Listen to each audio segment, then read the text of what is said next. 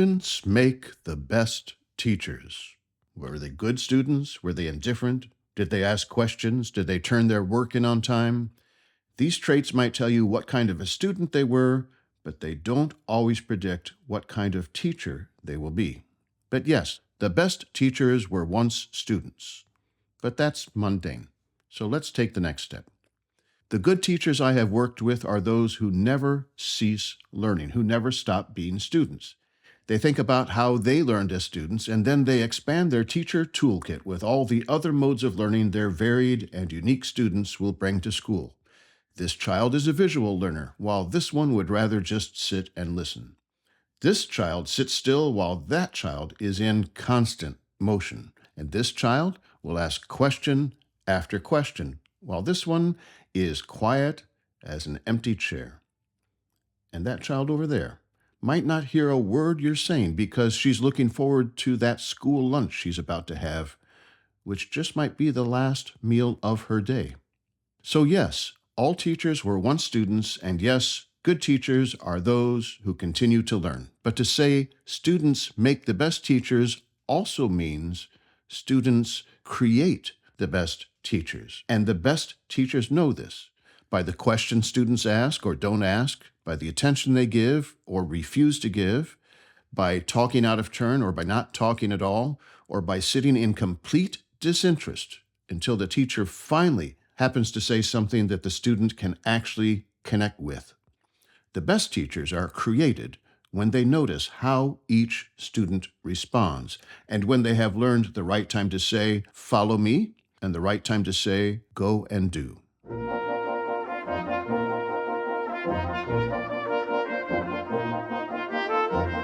With that in mind, I asked our group to remember a standout teacher, good or bad, and they all chose good ones. And then I asked them to remember a standout student, and let's listen.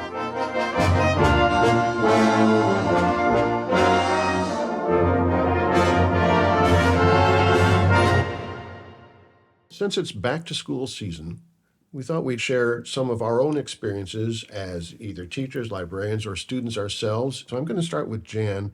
Are there any memorable teachers, for better or worse, that come to mind? I took biology in junior high, and we had this great teacher. His name was Mr. Blair, and I loved biology. I don't know where that came from exactly, maybe because I was already following Rob's footsteps. I don't know. By following Rob, you mean enamored with? That's what I mean, yeah. Obsessed with. Obsessed, some kind of... Stalking level interest in Rob. But I loved biology. It was very hands-on learning. For our last grading period, we got to choose our project. And I have my good friend, Sue Bobowski, now Sue Anderson. We decided in some moment of insanity that we wanted to dissect a cat.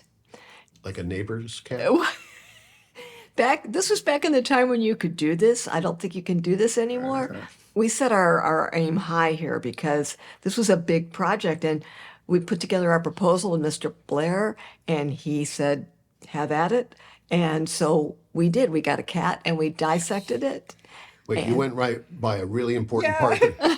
We got Excuse a cat. me. The cat. The cat was not alive. Okay. The cat had been put to sleep by a local vet Okay. who my friend Sue knew.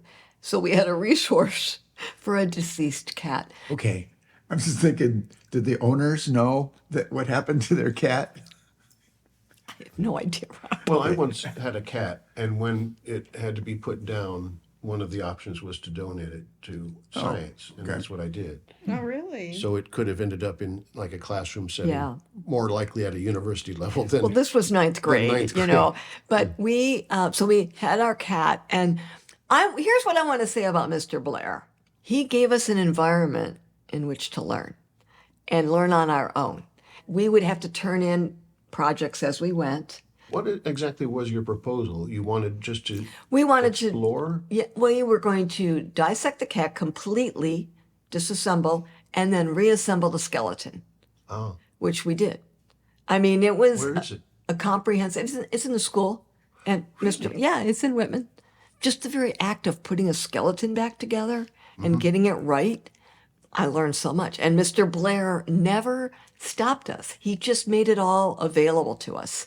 And I mean, I got an A, so I guess And what about the Thelma pithing the frog? I'm not telling that story. Thank you. I think Jan is on a PETA watch list. Yeah.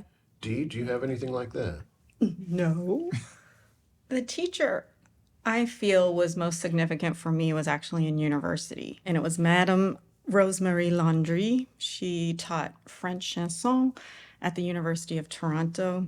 She was very demanding in perfection and had very high standards and scared the crap out of me when I was a student because anyone who knows me, you know I'm extremely shy. And our classes, even though it was a very large music school, our classes were small, which I really appreciated. And I remember we would sit like in a horseshoe against the wall, and there would be this open room with a grand piano. We would basically prepare songs to present to her, and she would critique us. And she would have us speak the text before she would allow us to sing it. And if the pronunciation was not correct, she wouldn't let us sing it. And I remember my pronunciation, my first year going into her class was horrific. She was kind to me. She was very direct, but she always made you feel like, I'll be there to support you and you can do this. And I found that type of teaching worked well for me. And she made me bring in a recorder, and I had to record myself in front of all these other students with her helping me in the pronunciation. And then when I sang, I had to record, and it took months before she said, okay, you don't need to bring in the recorder anymore. But she pushed me to be better. When I achieved what she wanted me to achieve, she was very highly complimentary and very supportive of me. It made me want to work better and work harder to get her approval. And when I got her approval, I knew it wasn't just It wasn't a it total. wasn't just to encourage me, but it meant something like, oh, I really did it, sort of thing. And I remember when I was graduating, I asked her for a recommendation, and she was over the top excited to write a recommendation for me. And in some ways, I wish she would have been my private teacher as well. But I remember the time I realized that it was a heartbreaking thing to realize that you're very quiet. You've got these insecurities that every singer carries, and yet singers also have to carry a certain sort of confidence, even if it's made up. But that somehow gave you the reputation of being standoffish and elitist. It crushed me when I realized that's what people thought you were, because you're anything but that's still the way that people perceived you. And so that's where a lot of behind the scenes work against you came from. And I've never really, I've acknowledged it, I've set it aside, but I am aware that it happened. Oh, yeah. Do you have somebody, Rob? Elementary would have been Mr. Francetto. He was a social studies teacher. I honestly don't remember a lot about the teaching except that he was just a cool guy, and he made me interested in maps and places and capitals and states and countries and things like that. Probably initiated or helped to push along my love of travel. In high school, it was Coach Kyer. He was my swim coach. He was great. I loved him. He was funny. I also had him for PE, and I was notoriously late getting dressed out for PE. I was always one of the last ones out. The last one out always had to take off their sneaker, their shoe, and he'd bend over and he'd hit you with it. And it was nothing, and it was like a joke, but it was like, McMahon, or later on, I got the nickname of Fruit. We used to take at swimming practice. At the end of swim practice, they'd give us these. They were vitamins, and it was orange flavored. And I put it in my mouth and I said, "Ooh, tastes just like fruit." Everyone started calling me Fruit after that. So coach would say, "Fruit, you late again. Give me your tennis shoe." And hit me, and he'd smile, and I'd smile, and I didn't care. And it was kind of a stupid thing. Couldn't do that today, or you'd get fired. Say. But I think the best educational experience I had with instructors was at the U of M biological station. I was working on a master's degree at U of M, and I spent a summer up in northern Michigan. And I did a bird class and an animal behavior class, and it was outstanding. It was just, really good professors took us out to lots of different places. We saw lots of different birds. Got to do some research. My particular research in the animal behavior thing was on the green frogs in a pond, and I was looking at whether or not they are territorial, whether they inhabit a place. And I would catch the frogs, and I would move them to a different spot in the lake or pond, and then I'd go back and identify where they were. And I did that by clipping toenails. That was the way to do it. You could identify what the frogs were. And I found that, yeah, they tended to go back to where they were. It was just an interesting experience. I lived in a little tin shack that had a wood-burning stove. Jan came up to visit me. My dad came up to visit me that year. Russ and Sandy came up to visit. It was just a great experience of a learning experience, and that's also where I discovered NPR. Michigan Public Radio. Yeah, National Public Radio. Well, I know, but it Yeah. was on Michigan Right, Public Radio. right. So D. Yours was a French teacher. Jan is killing cats, and Rob is kidnapping frogs. I'm going to give all the praise to a man named Mr. Slack, who was my sixth grade teacher. In Michigan, the sixth grade was the last grade of elementary school. So this was before you went on to junior high, which is 7, 8, 9, and high school 10, 11, 12. It's different down here where fifth grade is the last elementary. But Mr. Slack was the last chance I had in elementary school to kind of get my act together. And in fifth grade, the teacher that we had for fifth grade had come into fifth grade from fourth grade. And I believe he didn't really have a fifth grade expectations for what the class should do. And I succeeded in becoming a very lazy student, of not really achieving very much and not getting my work done. And I go into sixth grade class, and Mr. Slack is there. And if you didn't turn an assignment in, he had a little slip of paper about the size of a Monopoly property card. And on that, it was the assignment, the date, and you had to put why you didn't get it done, right? And he had a copy and I had a copy. Come about winter break, I had a stack of these things about the size of a playing card stack. And so it was time for a parent teacher. And he comes in and he tries to explain to mom why her son is such a failure. No, he's explained this really has to change. And so these papers really did mean something. And so the next half year, I was on it because I didn't want Mr. Slack to be disappointed, and I didn't want him to bring mom in again. And at the end of the school year, he'd said something. He introduced me to the expression of pulled up by your own bootstraps, which to me made no sense at all. And the way that he kind of stayed on me, and then I went into junior high with a better idea of I actually have to do work. I have to get things done. And Mr. Slack, for me, is forever the hero of my public school education. So praises to Mr. Slack from Rosedale Elementary School. So the teachers who are here, do you remember, now that you've talked about a memorable teacher, do you have any memorable students? I have a student, his name was Doug. When I was teaching high school in Richmond, Michigan, he had a deformed, I think it was his right hand. He only had four fingers on his right hand, a thumb and 3 fingers. And he always I ate lunch in my room, and he always joined me for lunch, and we would talk. And at the end of each time, he would say, "Give me 4, Mr. McMahon." And we would do that. And he loved AC/DC. I remember that. He thought they were the greatest group ever. And we talked about that. But at the end of each, "Give me 4, Mr. McMahon." Why did he stay and talk to you? Oh, just because I would, I suppose. I had him in class too, but he just liked to come. I think perhaps he was a little different than the other kids, and he just enjoyed being by himself. But I was a safe place for him, and we would talk, and I think he enjoyed that. That's what I was going for.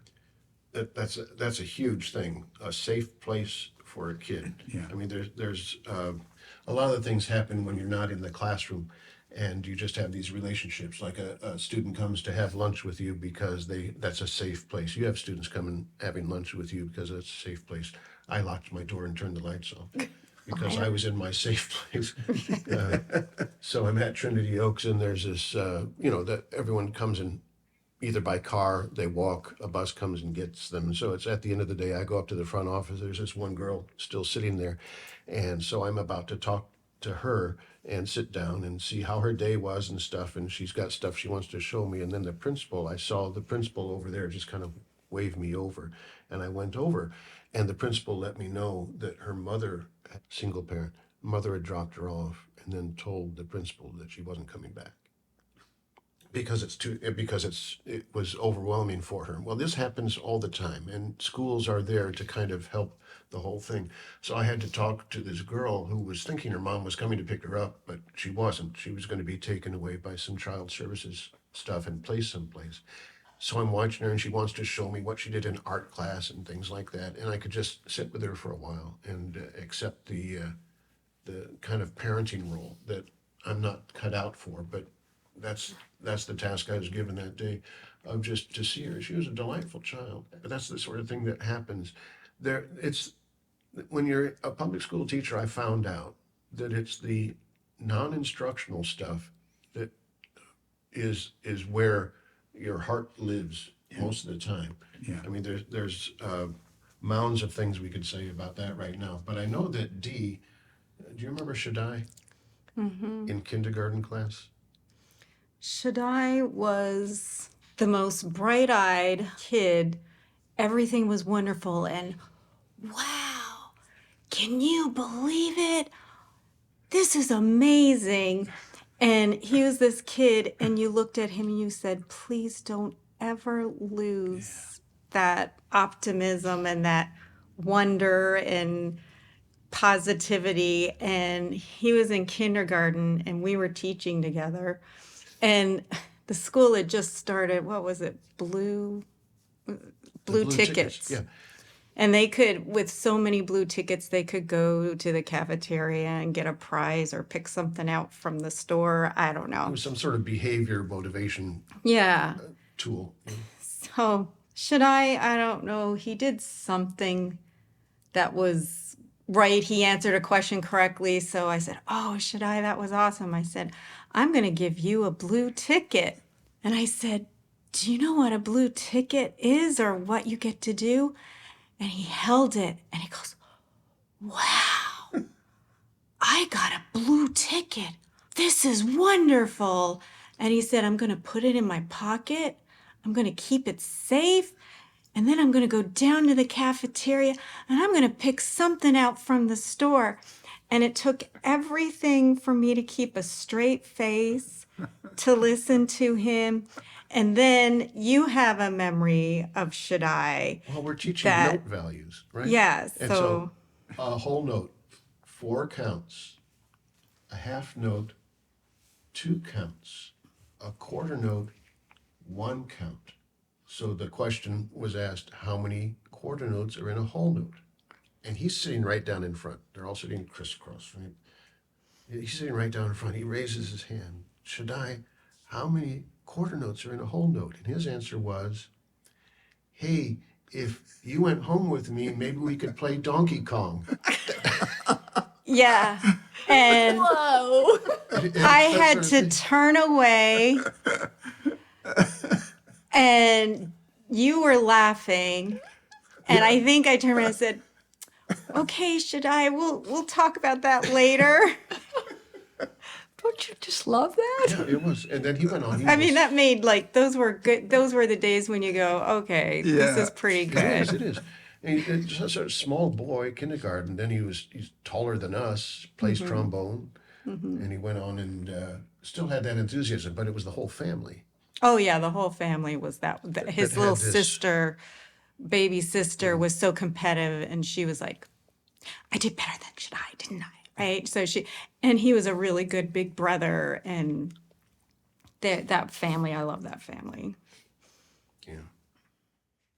Recording this session brought back many memories, too many to relate here, of teachers and professors who have made a strong impact on me, not so much through their praise, but more through a clearly communicated, hey, kid, get your act together. So let's name them for the record. Along with Mr. Slack in elementary school, there's Miss Manners in junior high social studies, and Miss Buddha in high school AP math. Let's say Professor Charles Ruggiero and Professor David Liptak at Michigan State University, and Professor Alexander Ringer and Professor David Liptak at the University of Illinois. Yes, you heard David Liptak's name twice. He chased me from MSU to the U of I to have another whack at me. To them I say, you know what you did, and I thank you for it. So, if students really do make the best teachers, then maybe not only did these folks help me, but maybe I helped them as well. Until next time.